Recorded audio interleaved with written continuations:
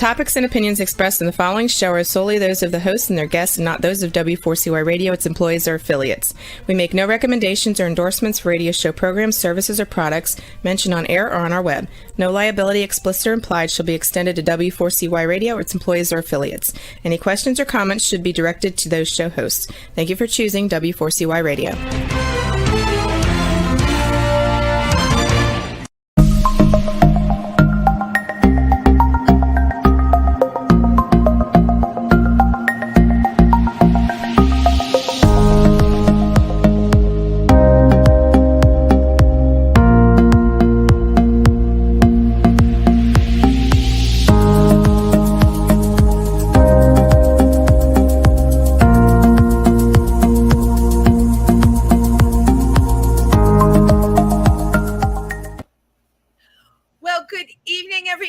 Welcome to Triversity Talk. Thank you for being here with us tonight. You all know me. I'm Wendy Stewart, and you have met our guest host with the most before, Lady Clover Honey. Welcome, Clover. Hey, everybody. Hi, Wendy. It's so good to be here again. Oh, always great to have you here. How have you been, Clover? I've been really great. Well, I got to tell you, there were pictures of you all over Facebook at this event where, what was it, a pet show or a doggy? It was a Private Your Pet show, and my pet is a tortoise. He's about an 8-inch, 7-inch tortoise, not that big. And tortoises make excellent pets. They're hard to find, but they're a lot of fun, and they don't bark, they don't shed like a dog, and they're calm, they're cool. He's not afraid of dogs. I have to tell you, the tortoise looked very chill in the pictures. Now, what's the tortoise's name? His name is Rocky. Rocky the tortoise. I love that. That's a good name for a tortoise, Clover, because the shell is rocky. Yeah, so he looks like a rock, so why not Rocky? He does look like a rock, but I did notice there was a picture on Facebook. Our friend Jed Ryan brought his ferret to this pet show, for lack of a better word. Yeah, and I saw the two of them in the picture. They didn't look like they were going to be friends. Oh, I don't know what. Maybe they just look that way. The ferret was kind of, chill too.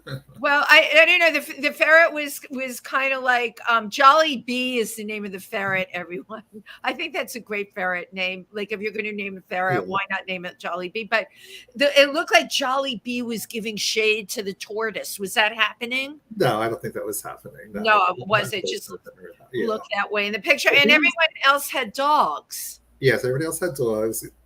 Dogs are the most social, fun animal to bring out to events. Right. It was a very hot day. The dogs didn't mind wearing rainbow tutus and things like that. No, they don't. See, dogs are cool like that. That's what's great about dogs. You have a dog. I've had dogs.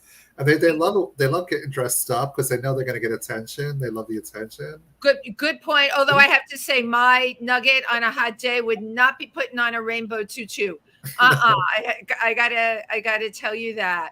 But the dogs all did look like they were having a really great time. Now, there was someone in one of the pictures, I think it was Evan Lawrence, who we're always in Evan's shows. Evan Lawrence presents. Evan came dressed up as a dog. Yes, he did. Actually, that's happened before, where there's a sort of a fetish. I think I mentioned it before, where certain people like to sort of dress up or put a mask on and act like a dog as a fetish. It's a fetish. No, I didn't. Honest to God, I don't know if it's a fetish with Evan or not, but so the very first time they had it was like about 4 years ago. This is the 4th year they're having it for LGBT Pride Month. Okay. August is LGBT Pride Month for Jersey, because that's when the anti-discrimination laws were passed in August. So we use that instead of commemorating the Civil Rights in June. Well, that makes total sense. So Evan came dressed up as a dog, whether he's into a dog fetish or not. I know two people that actually were. One is Michael Gibbons, who's a former Mr. Eagle, a very famous leather man, and he's the first one to did it. Go, Pride with Your Pup was the name of it. So he goes, I like to be a pup. So he came with his leather pup mask on, and we just went with it. So I guess I don't know if that inspired Evan or why he did that, but I love it. Why don't we just call it Pride? I'm a pup. Yeah, right. Right. There were a lot of Pride pup fetish things that you could see or Google it, or there's events in New York with them, and Pride fetish. See, I learned something every day on the show. Yeah. And while we're talking about the Corgi Distillery, we all have a show coming up there. Yes. It is Sunday, August 21st. First, yes, it's in cooperation with the official New Jersey or Jersey City Pride Month, and it's an official Jersey City Pride event. And the Corgi Distillery is very, very. It's a vodka gin whiskey distillery in the outskirts of Jersey City, behind the Liberty State Park. So it's off the beaten path in Jersey. Oh, it's right by Liberty State Park. Okay, not right by, but it's behind it. It's in that like area of Jersey City. It's not a very crowded area, but it's there in that area. It's a lot of fun. The Statue of Liberty has her back to us, and you can see, but I don't know if you can see it from there, but it's a lot of fun, and they really help the community. You could go there. It's not just a distillery; it's a lounge, so you could go there and drink freshly distilled spirits that are distilled right there in Jersey City, and have quality spirits and drink them if you like that. You know? I only like spirits of quality. I will not fraternize with like other kinds of spirits, but when they're quality spirits, very, very high quality, crafted, brewed fresh. Right, it's like crafted beers too. I would think they had. Yeah, they're near with a brewery there in that area. That's becoming actually it was a place where all distilleries and breweries were. They closed in the 1920s.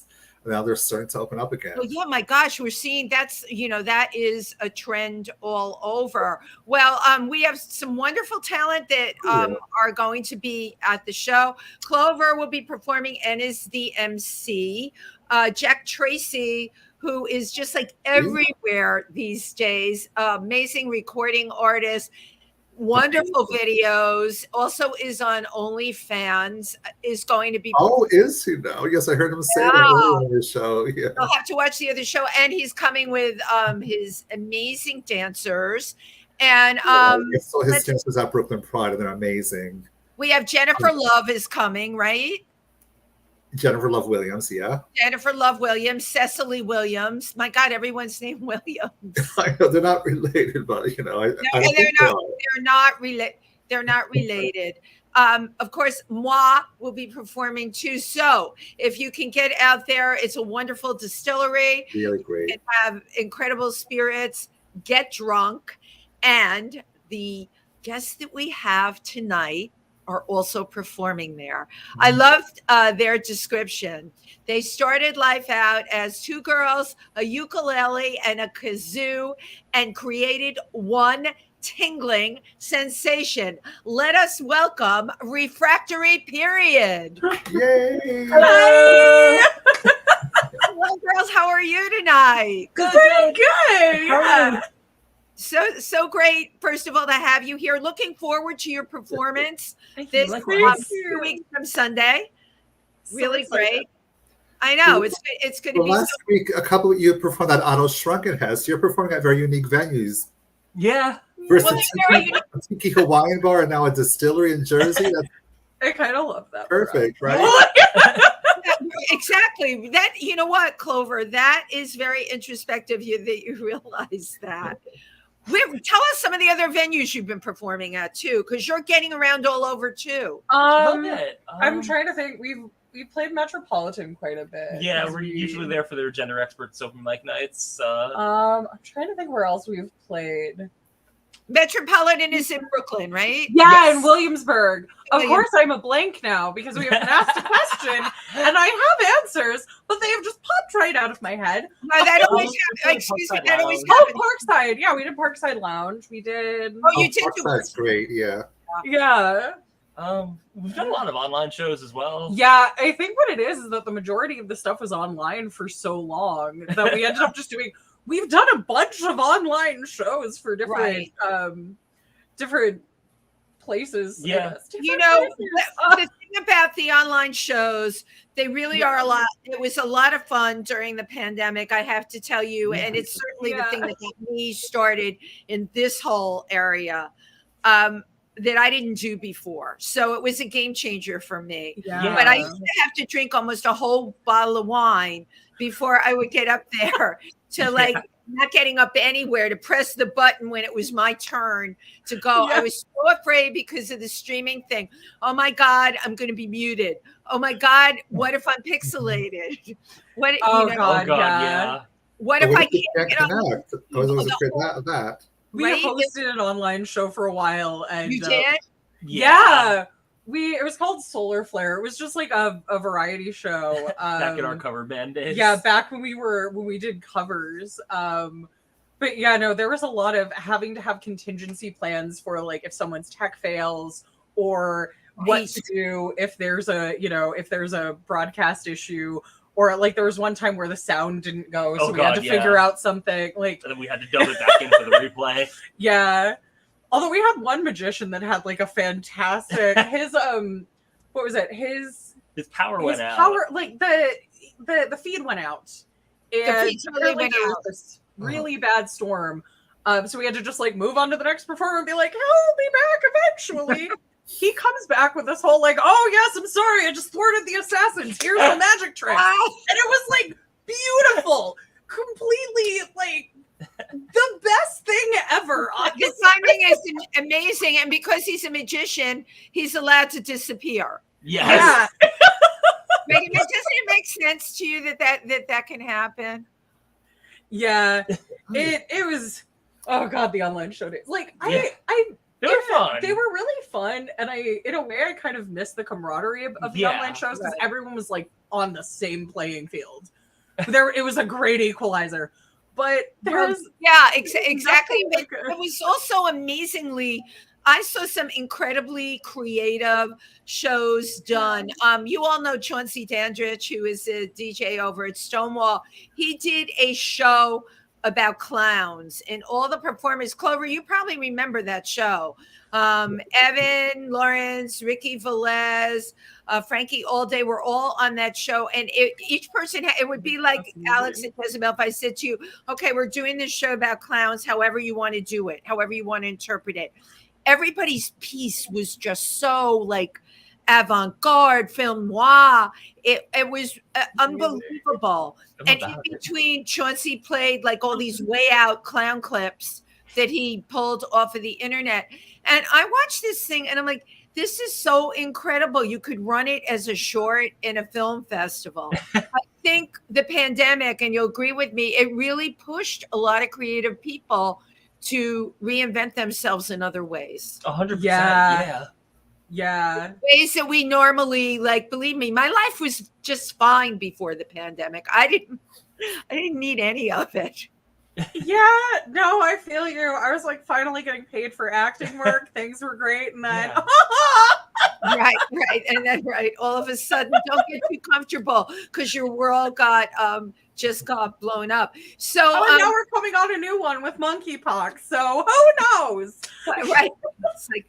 No, right. You're too young to have gotten the smallpox vaccine. So if any of our listeners out there are of a certain age, chances are you were vaccinated against smallpox, which gives you an 85% immunity against monkeypox.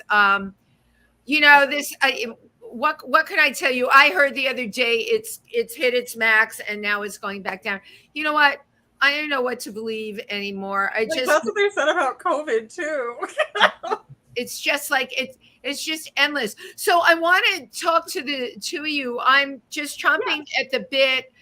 Before you even tell us how you got together with a kazoo and a ukulele, I do love that. I think that is so hilarious. Let's start with one of you at a time. So Alex, where are you from? Tell us what your growing up was, all that good stuff. Oh God.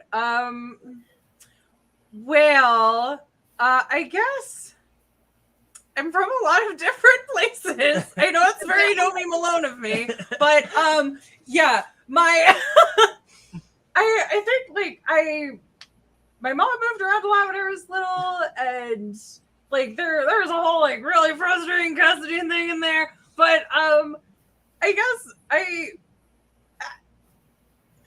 Wyoming, New York, Vegas at one point. Wyoming. I was too little to enjoy Vegas. Don't worry. It wasn't glamorous. And I think wait, Vegas was in there also. Wow. Yeah, I know what I did. Yeah, I thought I went to school in Texas and got stuck in Georgia for a bit. But now I'm back. I'm back in New York, and I like it here. Girl, you didn't leave out one red state. God bless you. Oh gosh. Yeah, I'm from. Do you think the fact that you hopped around a lot as a kid, do you think that has influenced the kind of music that you make? Not really. I mean, I don't remember a lot of the moving around. I mean, most of it was in Wyoming until I until I was like 13 when the whole custody change happened and I moved back here. Yeah. I don't know that necessarily influenced the music. I mean, I definitely went, ended up a bit more gothy in high school, which has definitely influenced us because I think our biggest influence right now is Depeche Mode. Yeah. Anyway, that's who's from my time.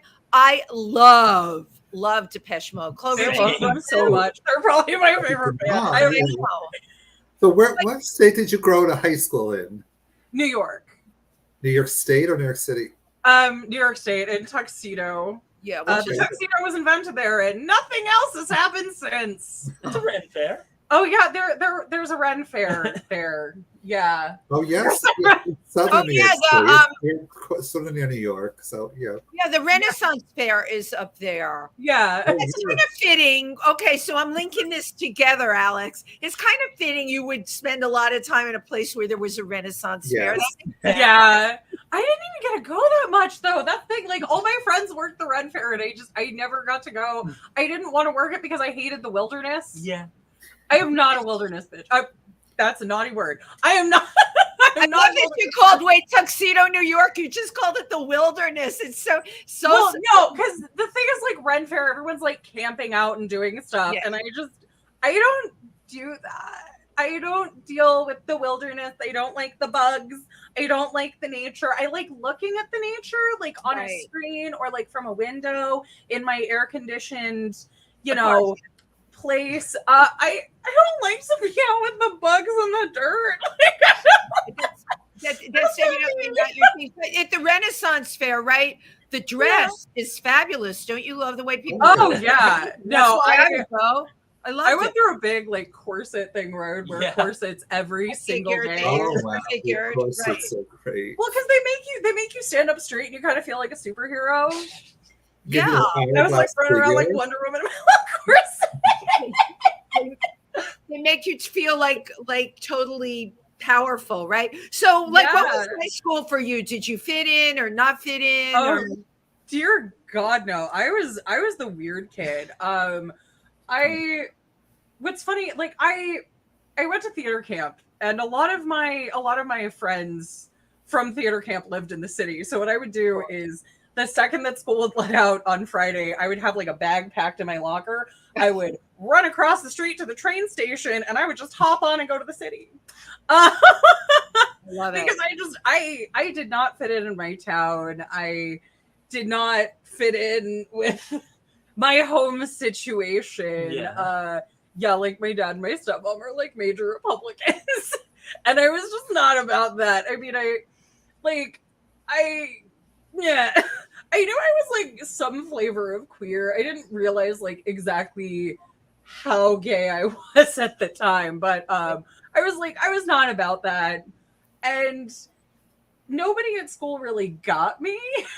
I was just this weird goth kid that nobody really knew how to deal with because I was the theater goth. I don't like it.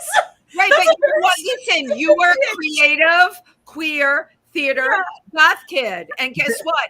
That's a category, okay, that is not in Tuxedo, New York, but you come to New York City and it immediately works because there's tons of other people like you. Which is and I could go to shows with my friends and I could be with people who like understood me. Wow. But it was really thank God for my best friend's mom, who just like let me sleep there every weekend. This Just is like, let me- You slept there every weekend in the city. a lot of them, yeah. I was there a lot. Good for I was you. there a lot. Thank you, Amy. That's, thank you, Amy. Now, Jezabel, where are you from? I am from Floral Park, Queens, the land of John Williams and Robert Mapplethorpe. Oh my God. So you're like totally local. What was that? You're local. You're totally Yes, very local. I grew up in Floral Park. Lived there most of my life, and we're still in Queens. Hey. But I spent Right. quite It's a lot of hard time. to get out of the boroughs, Jezabel. It's hard to escape. I grew up in the Bronx, and my parents uprooted me and moved to Florida, where I guess I felt like you, Alex. You know, Yeah. like I wasn't goth, but I was a Bronx girl, and I hung out on a stoop with my friends, and I loved it. And then my parents moved me to Florida, where kids all had really fancy cars. I didn't. I had a job in a mall and a busted up Toyota that I bought. And as soon as I could, 6 months later, I drove north and kept going. That's You fair. know? Yeah. I feel that. I Right, feel that hard. Clover, Clover, I don't even know. I know very as well as we know each other. I know you're from Jersey, right? Right. And what was growing? Did you fit, not fit? Oh, I'm from actually a suburban town called Totowa, which is near Patterson, Oh, Wayne, New Totowa, Jersey. New Jersey, of Yes, course. it's a very, very suburban. There was laws that you had to have big front yards and you weren't allowed to have apartment buildings in Jersey to keep the riffraff out. So everybody had to own their own house and own a nice front yard. So but it's only like a half hour from Manhattan. It's not very far from here. But now I live in Jersey, so I like living in urban areas much better than suburban areas. I didn't fit in school at all. I was always wanted to be a girl. Always act like a girl. So people, would pick on you if you're a feminine boy. They don't understand. So, I was lonely at times. But then once I started getting older, and then getting on the buses to Manhattan and other places, even in Hudson County, I'd go to Hoboken in Jersey City, and it was like a much more vibrant scene with people walking around the sidewalks. I don't like the suburban areas for me to live in, where you have a nice yard and the streets are quiet, everybody's in their car, and everybody goes to the mall, and that was a big thing. Listen, you should see Tuxedo, where Alex is from. I know it quite well because it was a big thing in the Bronx to take a family drive to Tuxedo. Really? Yes, because it was so pretty, and I remember fun family trips of picking fall leaves up there. But I also remember, because I was a Bronx girl, thinking, God, this is like, it's beautiful, but it was so boring. It's so boring. There's nothing to do. There's like a restaurant or two, maybe. Yeah. Like I went back to visit at some point. I think it was when like Hairspray Live was doing their auditions, and I was just like, why not? I'll do it. I'm a fat girl who's thinks. Why not? And I ended up like visiting some old friends there, like from high school, and I was just like, oh, we're going to the one local restaurant and getting a beer.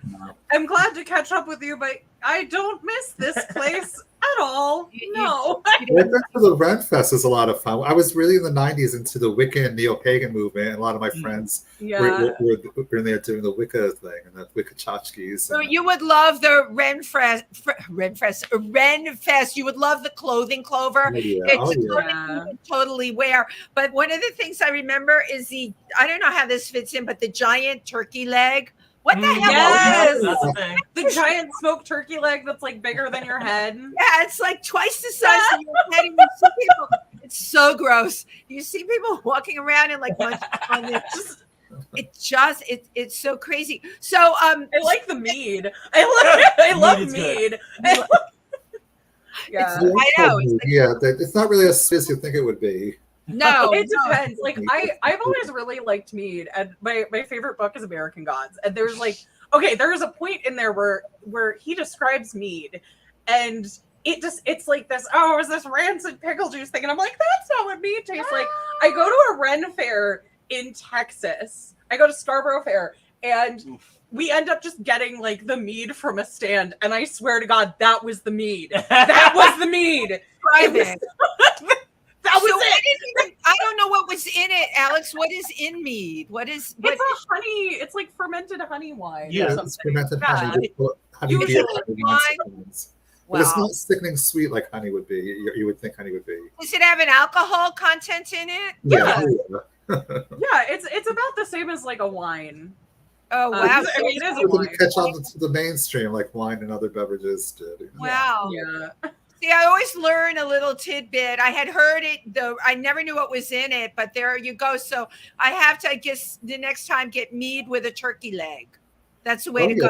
That's the way to go. Yeah. But in Rome, Yeah. Roman, Honestly, just, how to make the most of I it. want to get back to you for a minute. So, what was your like upbringing in Queens? what was my upbringing? Very Catholic. You know, Catholic, my mother's Irish, my dad's Italian, so you know all the cultural trappings of that. Right, the I and I. You're a New York stereotype. Yeah. Actually, there's like Jezabel. There's lots of yous out. Yous. Out there. These folks. Use guys, use folks. Use- Come in. Use. Right. My neighborhood. Everyone was yous. Yeah. A lot of my friends who use them and they. It's Yeah. like them and they is hard for some people to remember. So I try and tell people you can use yous because you. It does. It's like just encompassing. Like it could be a group of people. It can be a single person. It could be a male or female. So you heard it first on here. So did you go to Catholic school, Jezabel? I did, yeah. Yeah, I went I went to Our Lady of Snows for preschool through 8th grade, and then St. Francis Prep for high school. Wow. So you went to like a Catholic prep school. Yeah. You know, Does Catholicism like influence you or not influence? Yeah. You hear all these horror stories about Catholicism. It's like crazy that. Or It horror was definitely stories. disenchanting. I did find a lot of queer folks in high school, including one of the teachers who later came out as trans, which was, you know, really, you know, in St. Francis Prep. Wow. yeah, it did That's not end well for her. Spoiler alert, but Right. Spoiler alert. Wow. but you know, I mean, like it was nice to at least feel some kind of kinship with, you know, other people that even if I didn't quite understand myself at that point, that there were other people that I felt a vibe with. And see, Alex, that's the point, you know, like coming from a borough, because people come on these shows and they talk about when they came out or whatever. Honest to God, I grew up in the Bronx and like you were whatever you were and you could coolly be that. The suburbs was a totally different place, but Yeah. I mean, I am blown away a little bit, Jezabel. You went to a Catholic prep school and people were comfortable in their own skin there. So that, you know, there's something to be said coming from a borough, you know? Yeah. I mean, it's more forgiving to acceptance. No, definitely. And like the general populace of the high school wasn't exactly as narrow as I think a lot of people think when they hear Catholic prep school. Like, you know, I did have friends of a multitude of backgrounds of faiths. One of my best friends is Muslim. You know, we had a lot of people of color in our school, you know, a lot of friends. You know, it wasn't exactly. Yeah, I mean, it's New York, you know. It's New York. From, I think a lot of the popular idea of what a Catholic school is, but at the same time, the administration wasn't too much different from what you would imagine them to be. Wow. But it's really the people that make it, you know? Yeah, no, it is. And it sounds like it was at least loose enough to let you be you. Now, the two of you, how did this, I mean, I wrote like in your intros that I did online, making beautiful music together. Because when I first saw the two of you, you like, you know, the ukulele, the kazoo, you were like two peas in a pod. And I've seen your performances and love the way you work off of each other. Love your chemistry. How did the two of you meet? Bumble. Yeah, no, we met on Bumble. We did. Our first date is the more interesting story. So we were trying to figure out like what to do, and we eventually settled on like, you know, your standard dinner and movie thing. And we were trying to like, no good movies were out, which is weird because it was the summer. It was yeah, that's when the blockbusters come out. Yeah. But there just weren't. And we were like, okay, what are we gonna watch? What genres do we both like? Okay, we both like horror. You know, Horror there's is this love movie horror. Summer that Jordan Peele gave a positive review for, and I really respect his opinion. Oh, Jordan Peele is brilliant. And by the way, Clover writes horror scripts. Yes, We're all like, yes. I love At Jordan. the horror convention in Atlantic City in September. Oh shit. Oh my god! Asked me back again this year, so Yeah, a lot of fun to show up. Clover. Yeah. That's amazing. That sounds No, awesome. I went love on a horror. Bumble date. Wow. Yeah. Yeah, and we went to go see Midsommar, which is, if no one is aware of this movie, it is a very graphic movie about a woman being inducted into a cult after a very painful breakup. Not good first date material. It's right? very graphic. It's very graphic. Yeah, the like Yes, the cliff scene with the club, like there's a lot. This movie was a lot, and I just remember sitting through this movie going, "Oh God, oh no, this woman is never gonna talk to me again. I messed up. I done goofed. Oh no." And We stayed out until like 2. no, we stayed out until like 3 with me trying to get you to kiss me and you not realizing that. I am bad at social cues. See, and what did we learn from this? The wrong horror film lays the groundwork for a great relationship. There you go. Oh my God. I want to play your video. What's the name of the video we're going to see? Okay. We can play the video now. What's the name of it, by the way? This song, I believe it's With You. That's the With first you. song. It's a what with you. Okay. Yeah. Okay. And it's coming. We are Refractory Period, two girls with eight sapphic and pop sensation. We're gonna sing the first song we wrote together, and the single will be released to Spotify in a couple weeks. If you want that, our mailing list is right here on a QR code, along with our tip information if you want to help us pay rent. But yeah, so yeah, this one is called With You.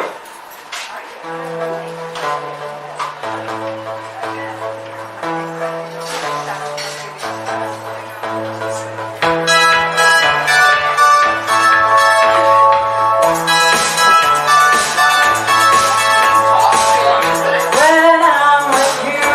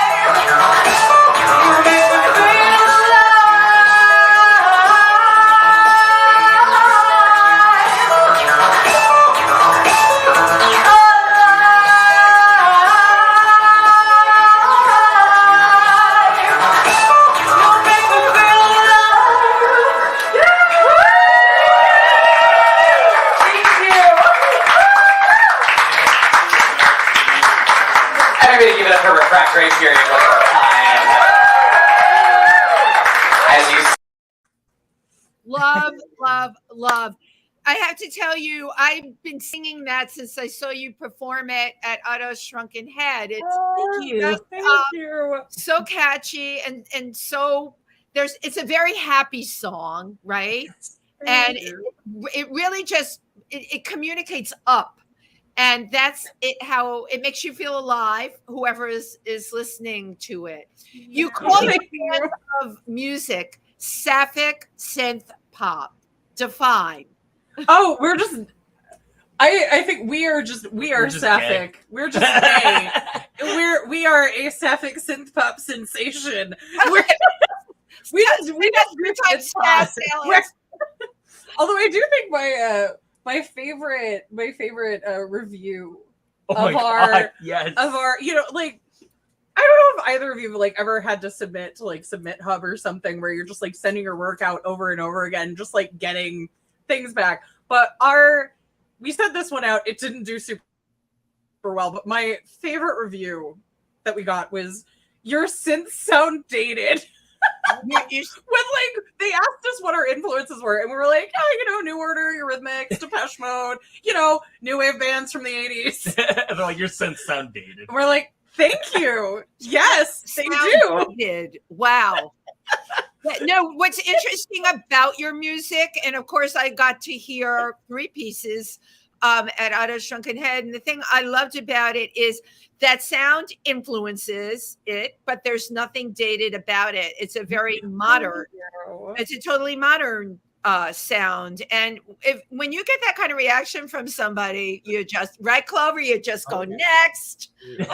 Yeah, no, we want to work it into March. Yeah, we do want to work that into March. No, honestly, it was one of those, when you get a bad review that like tells you that you're on the right path. Yes. That was that review for us. We were like, oh, so we do sound the way that we wanted to sound. Okay, thank you. Yes, like it was honestly like that. I think is we do need to make dated, like your synths sound dated. Yeah. As maybe that's what we'll call the album when we eventually release it. How about sapphic synth sound dated? Yeah, All those S's. It's very syllabus. Yes, sound dated. Really a wonderful sound. Thank that you. I would imagine what you write and what you perform, you're taking from emotions and observations in life. You have a piece that you did about working.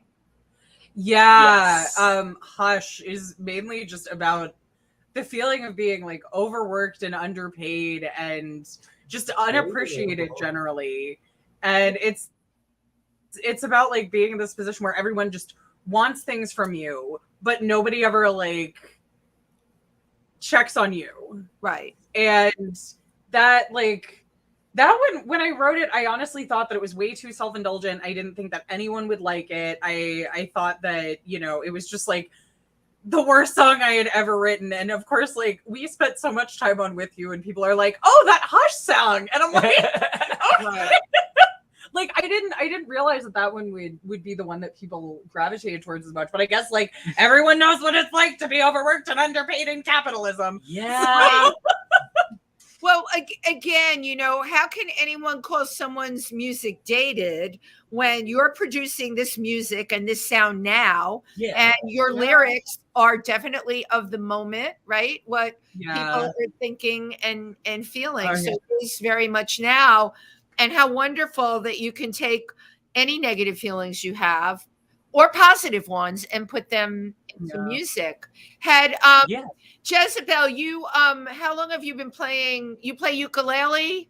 I play ukulele, guitar, bass, synths, and keyboard. She's a musical prodigy. No, she's very impressive. Has this been your whole life? Are you one of those? You were one of those kids? Pretty much. I'm mostly self-taught, but like from the time prodigies usually are. Yeah, thank you. No, like when I was a little kid, my parents listened to like a lot of Billy Joel and the Beatles, and there was this Casio that they kept in their closet, so I kept trying to bang out the songs on that. Didn't work at all, and eventually the keyboard stopped, but But yeah, around the time that I got into high school, I downloaded some free synthesizer software and started doing electronic music. And eventually I bought a guitar because I figured that would be easier to write my own songs on. And but you had no songwriting experience. You just started writing your own songs. I mean, I did like a little bit of composition in high school. A lot of it was sample based, but yeah, in college I started learning how to write songs on the guitar and eventually the ukulele. But yeah, I never really put out anything with any kind of lyrics or vocals until Refractory Period. Right. I'm good at writing lyrics, but it's hard to write melodies.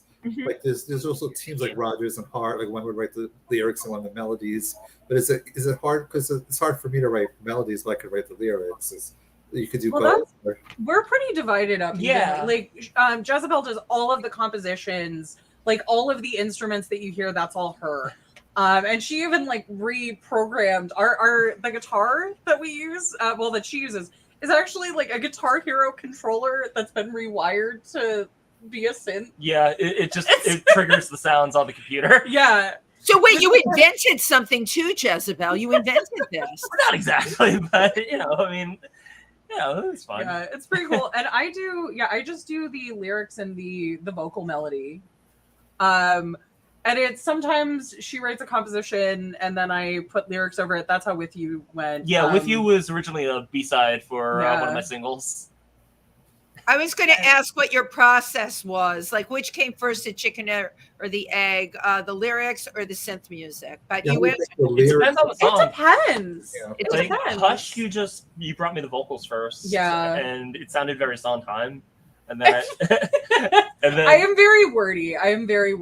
With No, that's not enough. Yeah, no. And then I love Sondheim, and I appreciate that. You love Sondheim, me too. Yes. Yeah. No, I'm a musical theater nerd, like through and through. But yeah, no, I brought Lemmings to you. Yeah. Coven was one of mine. Me. Yeah. Yeah, that was one of yours. Like we have a bunch of it. It honestly just kind of depends. Sometimes she brings a composition to me. Sometimes I just bring some lyrics and a melody to her, and we just I love it. And you create your sound. That's how it works. Now, the name Refractory Period, I of course had to Google that. Yes, I Googled. You have to ask them, where did they get that name from? Do you want to say what it is, Wendy? The Refractory Period is the time in between climaxes, I guess, is the in between or see, I got the meaning wrong, Clover. I thought it was after the climax. It is after the climax, in between when you can start again. It's like for a man, the time after a climax that a man has to wait before he can have sex again. Of course, the man, the less the time it would be. So there's a time in a man's life after he orgasm that he cannot have sex. Yeah. A period of time. It's the amount of time it takes to rise to the occasion. Right. But Clover, were you reading that definition from Webster's Dictionary? I got it from a lot of places. I think it was Webster's, or maybe was it those sex feature Masters and Johnson? Masters and Johnson. Oh yeah, that would be a terminology from Masters and Johnson as a sex therapist. So the time a man cannot have sex, it's like making use of that time where a man won't think of sex or won't want to have sex and can't have sex during that period. I think it's just between rounds. Between rounds, yeah. But I don't know how safe for work I need to be on here. No, we say all kinds of stuff on here. Oh, okay. It's the time in between erections. That's what refractory. There you go. That's there. Yeah. Okay. So that would be like using that time for a man won't think about sex or can't have sex. So you want to make use of that time, or you take advantage of that time when you can before your man starts thinking about sex again? Or How about this? We could come up with like a how-to book, things you can do during your refractory period. yeah. There you go. Yeah. But, Well, you know what? We're coming to a close. We have minutes left. I don't know where the time We went. totally forgot to talk about the music video. I could talk to you all day. Likewise. Well, absolutely. We're so lucky. We're going to get to do this again in 2 weeks live on a stage, which is No, I'm please really join us. excited. We'll be there, and other great people will be there. It's a wonderful spot. Right. Yeah. So we have 2 minutes for you to say everything and anything that you want people to know. Okay. We've got a couple things coming up. We have the show in 2 weeks, but also we are currently filming a music video for our song Lemmings, which is about frustrations with right-wing hypocrisy, I guess we'll just say, and how much better the world would be without a lot of these people. And we're actually currently casting. So if anyone is around the Philadelphia area and would like to apply, the link is in our Instagram bio. Just go to there's a little section that says like be in our music video. We are looking for people of all ages, genders, shapes, whatever. We need some people. Yeah. People for you. And I don't know, we're really excited about that. Yeah, we're going to Philadelphia to film that. Yeah, it's gonna be fun. Yeah, and I guess work on our album. Yeah, we're working on the album. Working on an album that's huge. When do you think it might end up? It's probably going to be an EP, but it's going to be something. It's going to be something. We're hoping to have it out by the end of the year. Yes. Fantastic. Hopefully, end of October. So that's something really great to look forward to, and upcoming performances. And I feel like the two of you are just getting started because you are, the ages that you're at and everything. And I'm really excited about what's going to happen for y'all going forward. It's absolutely great. Oh, and one of the things I love to do as my last act on this show, I take a picture of everybody. Oh, sure. Cheese. Okay, you look gorgeous, Jezabel. And one more. Great. There you go. Thank you for being our guests. Thank you for having us. Thanks for having us. Well, and thank you to everybody who came to listen today. We'll be back next week with another fabulous show, Triversity Talk. Take care. Have a good week. Good night, everybody. Good night, Good night. Bye. Bye.